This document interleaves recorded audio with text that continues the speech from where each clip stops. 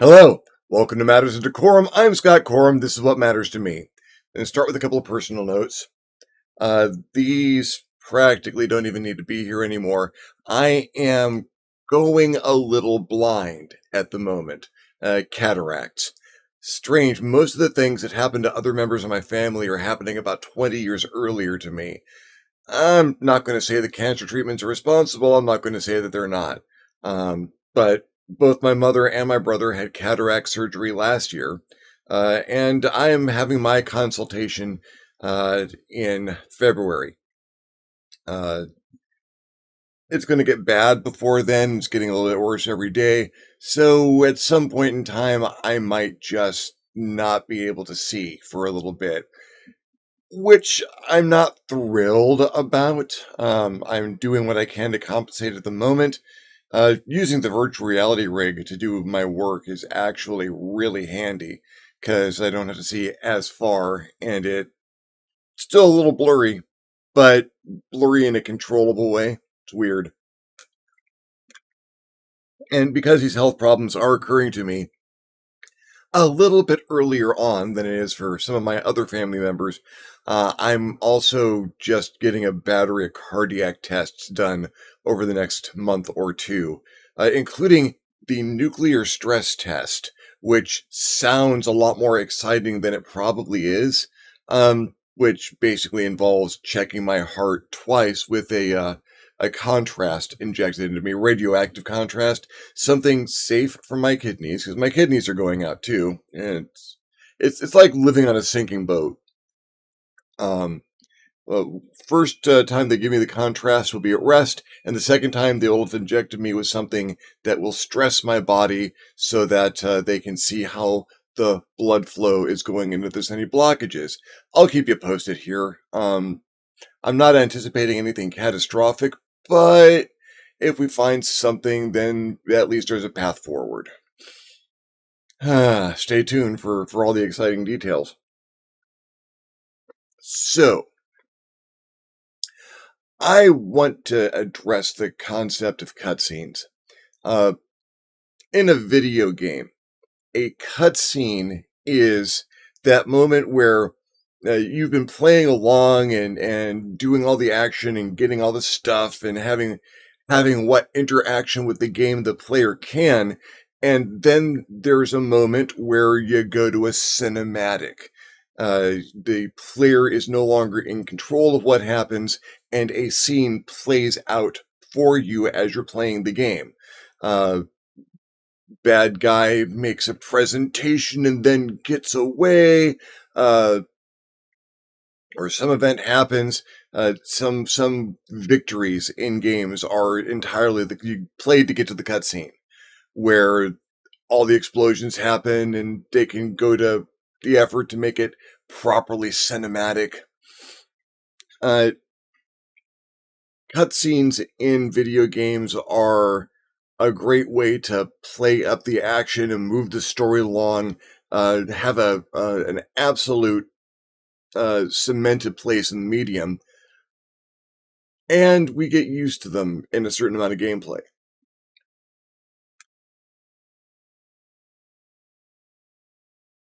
Uh, Players of role-playing games, particularly Dungeons and Dragons, were already familiar with the concept of the cutscene, because as you read through a module, a printed adventure for Dungeons and Dragons, often there is a box of text that the Dungeon Master is to read aloud.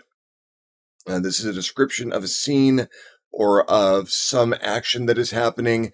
The players have gotten to the point where their characters can see this event, and now the Dungeon Master reads this event out loud. That is kind of the tradition, and the convention is that the box text is carved in stone. That is going to happen. That is a set view or a set perspective or a set event that is going to occur in your role-playing game. It has the same effect in a role-playing game as it does in a video game, that it moves the story along.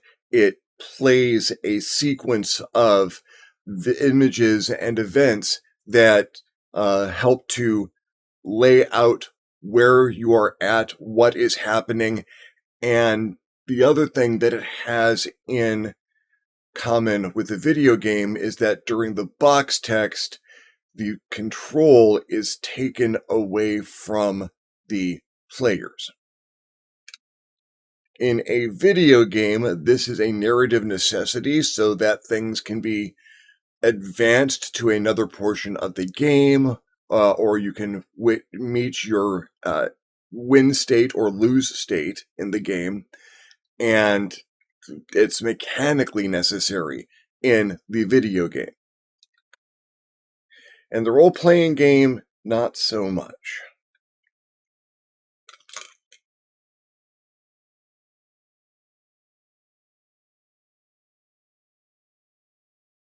The role-playing game, the tabletop role-playing games, people sitting around a table or online and engaging in this narrative process, which is what it basically is a more interactive process than the video game.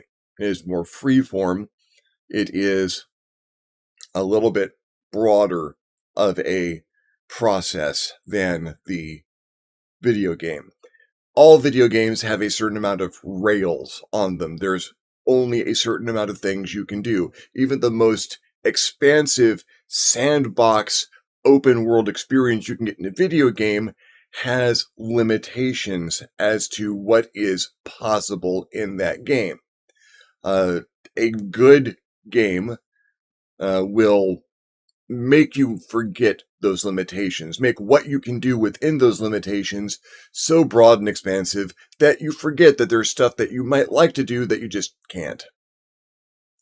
In a role-playing game, you do have limitations placed upon you, but these can often be exceeded. In fact, in many role-playing games, Dungeons and Dragons included, there are specific mechanics for exceeding your limitations. Part of this process is that as things happen in that imagined world that you are sharing, while the game master is describing what is happening and showing you in what's happening in the world and telling you about events and what's happening toward your player characters, the players have an opportunity to alter those events, to change the landscape, to alter the course of history as it has been laid out. Prophecies in video or in role-playing games are set pieces or tricks being used by the dungeon master to encourage engagement. That was a very good campaign. Which is to say,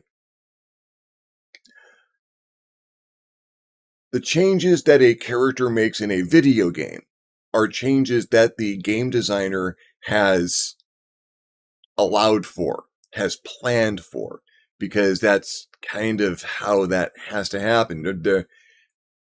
You cannot make a change to the world of a video game unless the designer of the game has specifically coded that change into the system.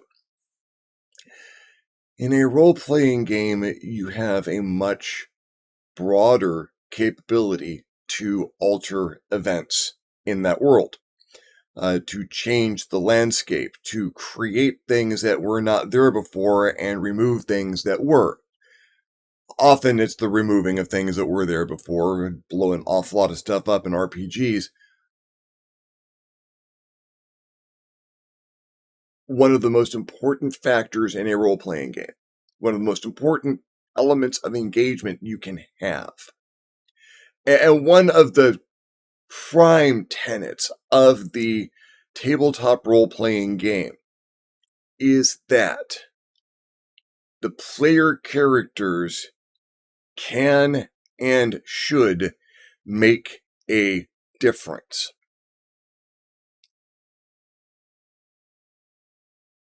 There is nothing in the game master's plan or map or plotted out storyline that is more important than that rule.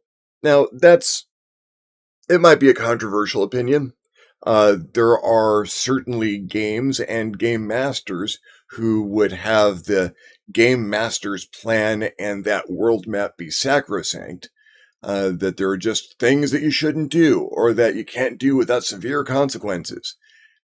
To which I say, yeah, but then why am I playing that game if I can't make a difference? People play these games, people engage in these narrative storytelling to tell their own story or to tell the story that everyone is there to do. No one is there not to leave some kind of mark. Whether that's the trail of dead bad guys behind you or the empire that has been conquered and you change all the banners to your own logo. We're all there at the table to make a difference in that world. One of the more common formulas is there's something wrong in this world. There's a danger that's happening. There's a threat that's approaching, and we are out there to change that threat, to make that threat go away, to remove the danger for the people so that it can be a happier world. And it's very broad strokes, but that's one of those big tropes writ large. And it's a player character's job to make that not happen.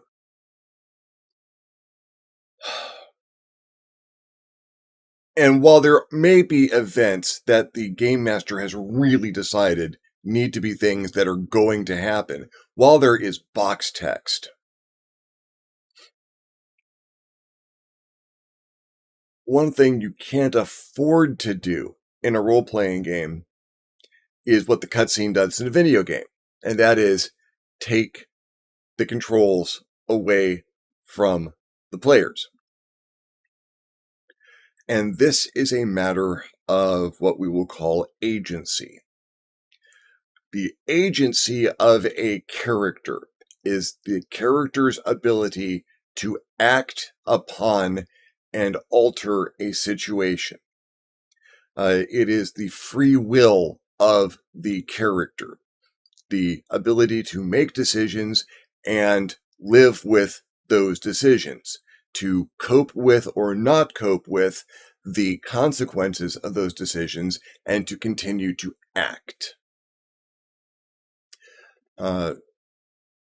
Box text should not remove a player character's agency. Because, well, okay, let's divide this up into two categories to complicate this just a little bit more. The character's agency is going to get interrupted. There are rules for interrupting a character's agency in Dungeons and Dragons. There's spells that can dominate a person or hold them still for a time to stun them. Often a character's agency is temporarily interrupted, and that happens. It's one of the threats of the game, and you got to go into it understanding there's mages out there that can charm you or hold you or in some way, shape, or form remove the agency of the character for a time. Those mages, incidentally, are the ones that need to get killed first. You could aim for the guy who's throwing the fireballs. I will aim for the guy who looks like a bard because he's going to have the more dangerous spells in the long run. The player also has agency. And while the character that the player is playing may lose their agency temporarily, the player is still able to think of what's going to happen when that agency returns to the character, if it does, because terrible things can happen while a character's agency has been removed. And the player is there to make sure that they are being represented in the story, that what they want to happen in this story is occurring. there are hiccups in the player's agency. There's hiccups in the character's agency. The player's agency is something that should remain a factor even through those events. Box text removes the player's agency for a time. Cutscenes in a role-playing game remove the ability of the player to make a difference in that world. And as I mentioned, that's what the player is there for. And if your plot cannot carry on past the interruption of a few set events in that plot, well, I've decided that this is going to happen. Player characters don't get to decide what gets to happen in a game. Neither there should the dungeon master. Yeah, there's going to be some events that happen. Yeah, there's going to be some things that are probably over the player characters' heads. But player characters deal with things over their heads all the time, and should. That's where the challenge comes from. I probably can't do this, but maybe working together we can. That is the core of a group that is playing a role-playing game. None of us could stop this on our own. As a group, as a unified unit, as people working together, we can make these things happen, and a cutscene removes that from the game. Cutscenes can be used well. Box text has its place. There are minor incidents of box text. There are major incidents of box text. And the main difference in these levels of box text, of the set event, is it describing a scene? Is it a moment where you're seeing something that has been laid out? Is it the set piece? Is it setting the mood? That's minor box text. That's descriptive box text. That's not only acceptable, sometimes you need that. Sometimes you need to calm the table down a little bit and say, okay, hang on, I got to tell you what's there. Because I've had players interrupt box text. I've had players interrupt descriptions. And it's always a little gratifying as the dungeon master when that happens.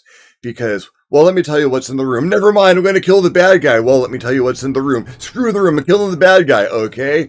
You walk in and fall straight into the pit trap. What pit trap? Well, you should have let me describe the room. When someone interrupts the description and charges into action, I have the free ability as a dungeon master to consider that their character has hyper-focused on their target and has no awareness of the room around them. Because they've elected to ignore their awareness of the room around them, that is the dungeon master's description. But, so descriptive box text has a place, and that should be something that the dungeon master or game master can get out. You want to have those descriptions. Does the box text describe an event that the player characters should be able to interact with, but aren't because it's box text? That's a problem.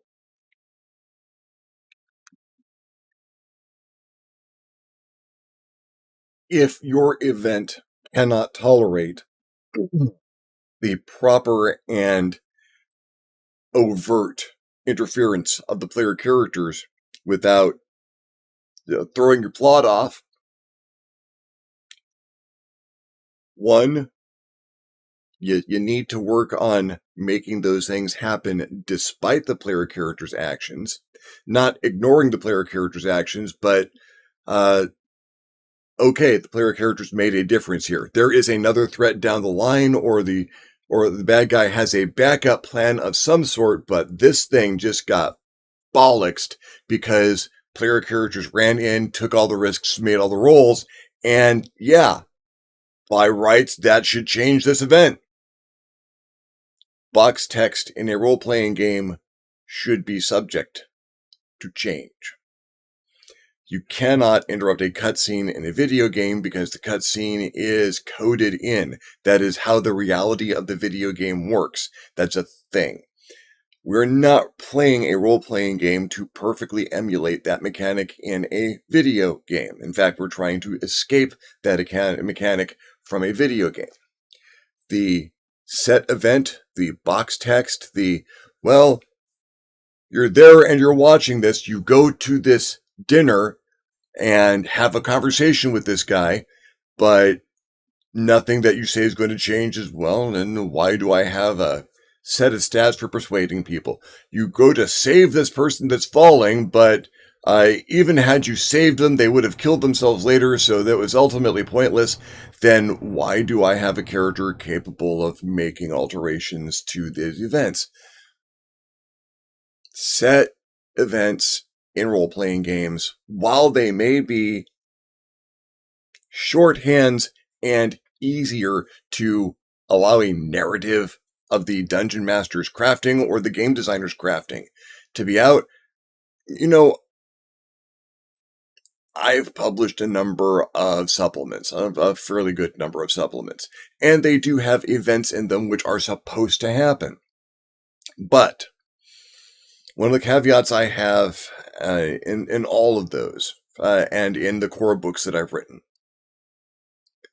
is that once that game is in your hands, it is not my game anymore. It is yours. You have picked it up. You are running with it. There are other people involved now. There's a table full of minds looking to make something happen out of this. You're not there to tell my story. You're there to tell yours. And if what happens at that table changes events that I have said should happen, then they change. Maybe that's for the better. Maybe it's not for the better, but it is your story. I don't want the story about where everything goes perfectly. Stories where everything goes perfectly are boring. I don't want the story where the bad guy can't be altered or can't not have their plans changed, altered, or in some way inconvenienced. Inconveniencing a bad guy's plans is a great motivator for the bad guy to really hate the player characters, which they should. They're the bad guy. That's how it works.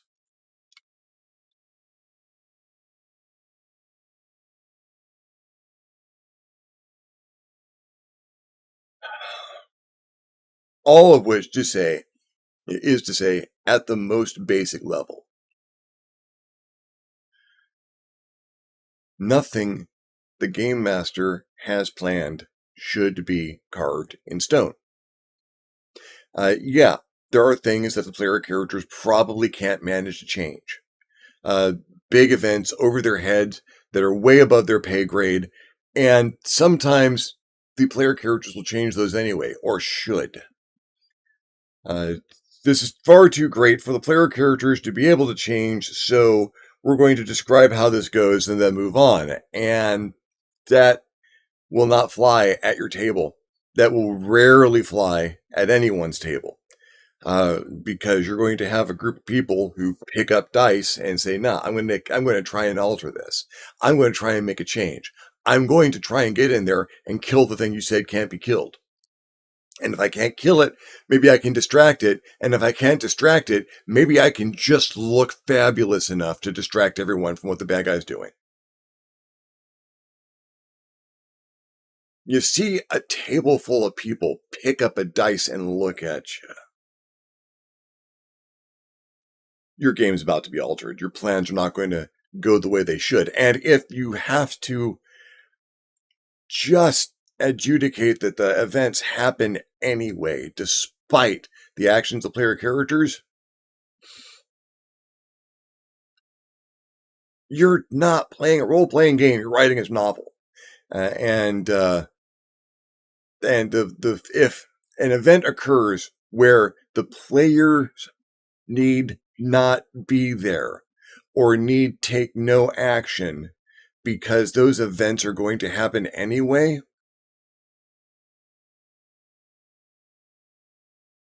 That is a problem. And if you notice after that that your players are not as satisfied with the game or is not as engaged with the game, if you notice that they aren't trying as hard to do things or that they feck off and do their own stuff. It's like, well, now you got to go do this. Nah, I don't think we're going to go do that. I'm going to go do that. If you've got the table full of people who aren't doing what you want them to do, who aren't engaging in the story that you've laid out, have you allowed them to make the difference that they should be able to make? Because I'm guessing that you haven't. It's not the only reason an entire table full of people feck off and do their own thing, but it is a big reason things like that happen. And maybe it's going to call for a little bit more improvisation than you were planning on doing. Maybe it's calling for things to be rescripted. Maybe you need to retool the game. Maybe this big event happens and you start to read your box text, and then all of a sudden you have no idea how it happened, but they've all stood on each other's shoulders and there's explosions where explosions should not have occurred. And okay, you know what?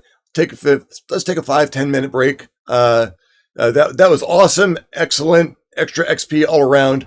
I need to go grab a snack or something. Be right back and carry on with this. Or that's great. Can we end it here early? Because I need to retool some stuff because you guys just fecked everything up. No one's going to be upset if that happens.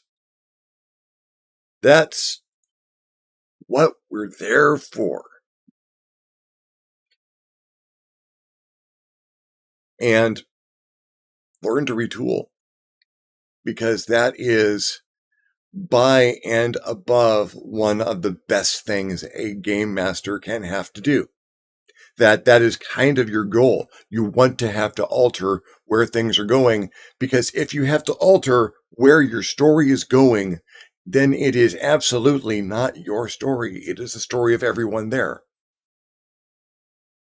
And if your big evil plan does not go the way you are hoping your big evil plan was going to go, congratulations.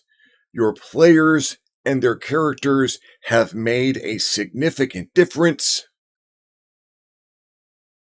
And now you get to be as challenged at that table as everyone else, if not a little bit more. And that's one of the best things a game master can have to deal with. At least in my opinion. Well, thank you for following me along in this particular rant. If you enjoyed the video, give me a thumbs up. If you didn't enjoy the video, give me a thumbs down. Feedback is feedback. Let me hear your experiences, this sort of thing. Yeah, this comes from experiences in role-playing games, perhaps recent ones, and I figured it was time to lay these out again. I may have mentioned things like this here and there, but I thought it was important to have them condensed into one spot. If you have experiences with this kind of thing, with box text in a role-playing game or similar circumstances, leave me a comment below. Things you want to hear me talk about, subjects you'd like to hear me cover, leave me a comment below. I will love getting your comments. You'll love leaving me one. If you haven't subscribed to my channel yet, why not? My channel is awesome. Go ahead and hit the subscribe button. If you do, you might want to hit the notification bell so that you're also alerted when my videos become available. If you'd like to contribute to the channel in a more substantial manner, I invite you to hit me up at my Patreon page, www.patreon.com/ScottCorum, and consider donating. Absolutely anything helps, allows me to make better videos more often. In the meantime, thank you very much for watching. I'm Scott Corum. This is what has mattered to me. I'll see you next time on the next Matters of Decorum.